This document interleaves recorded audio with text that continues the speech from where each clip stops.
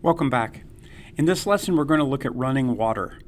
And water that's running down the side of a hill is gathering a lot of energy. The gravity that's pushing it is providing energy that can then scrape the ground and erode it and transport all the material away from it. So we're going to start looking at rivers, river systems, the channels of how a river matures and changes over the years. And so let's look at some of Running water can cause a lot of damage. So if the rain is very, very light, then there's time for the water to soak into the ground. And the ground can actually hold quite a lot of water. But if that water is spraying with force onto the soil, onto the top of the ground, then there isn't time for that ground to actually absorb it. And so all of that extra water is going to run off somehow. Now, if it's perfectly flat, it'll simply pool. But if there is any type of a slope, then it's going to run. And that running water has force enough to carve the ground, to erode the ground, and to carry away all of the soil and small fragments of rock that it comes across. So it's gravity, the gravity supplying the force, and that running water can carry. Now, the faster the water is moving, the more it can carry in terms of its load, and the larger rocks and larger pieces of debris that it can carry with it. When you have eroding water, so water moving, the tiniest little streams, maybe the size of your little finger, are called rills. So you have runoff and the water has to find itself, and as it does, it flows in small little ribbons called rills. When those rills find each other, you'll have gullies.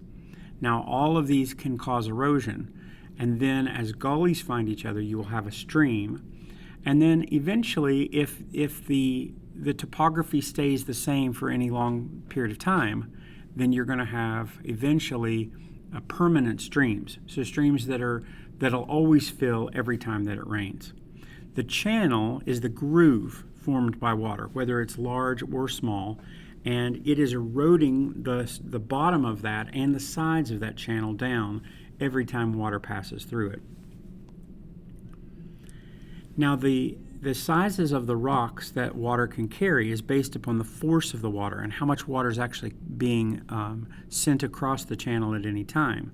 So some of the load is actually dissolved minerals, things that are picked up that simply dissolve, like salts would simply dissolve into the water. Little tiny, very light particles like clays and silts, dusts, that will simply be carried. That's called a suspended load, and there's enough energy in that water to actually carry that. If the fragments are bigger than that, then they can't be continuously suspended. You have what is called saltation. Saltar in Spanish is jump. So this is the idea that you're going to have bopping little stones on the bottom of the stream that are carried very temporarily and then fall back, and then the water catches it again and it kind of hops along the bottom. The larger gravels and rocks can be rolled along the bottom or slid along the bottom depending upon the force of the water. Now, eventually, if you have a slope of any kind of 3D like a spoon-shaped slope, you're going to get water coming in from multiple directions that's going to find a stream. And then that stream eventually is going to join with other streams to cause rivers and river systems. So a drainage area is a whole area of land that will drain off into one river. So all of the runoff will be collected at the lowest part in that area. And then you can almost think of a small area or a large area three-dimensionally in terms of where's the lowest area. That's where the water collects. That's where your rivers are going to be. So in the case of the Mississippi River, the Mississippi is flowing through most of its path and very flat land.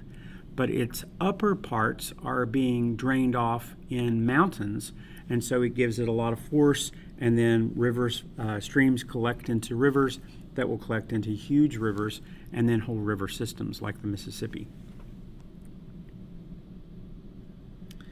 So when a valley is formed, the valley is formed by the erosion of the material that river is flowing over.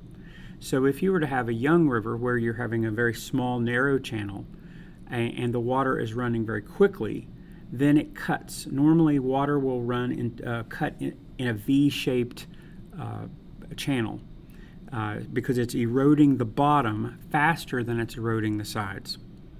As soon as it starts maturing and it's eaten away a lot of that high gradient that it had, then what will happen is it starts moving side to side, and then that's called a meander.